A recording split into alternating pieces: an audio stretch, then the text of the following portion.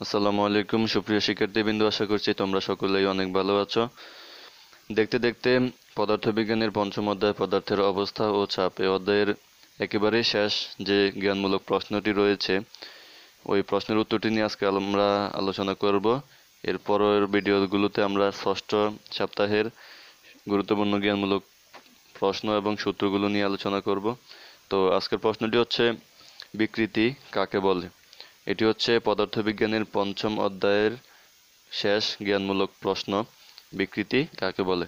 তো এর উত্তরটি হচ্ছে, বস্তুর উপর বল প্রয়োগ করলে তার একক দৈর্ঘ্য বা একক আয়তনের যে পরিবর্তন হয় তাকেই বিকৃতি বলা হয়।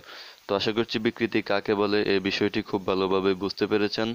ভিডিওটি ভালো লাগলে লাইক, কমেন্ট এবং শেয়ার করে চ্যানেলটি সাবস্ক্রাইব করে পাশে থাকা বেল আইকনটি অন করে দিবেন, যাতে করে পরবর্তী ভিডিও নোটিফিকেশন সাথে সাথেই পেয়ে যান। তো আশা করছি বুঝতে পেরেছেন। দেখা হবে কথা অন্য কোনো ভিডিওতে। সে পর্যন্ত ভালো থাকবেন, সুস্থ থাকবেন। আল্লাহ হাফেজ। আসসালামু আলাইকুম।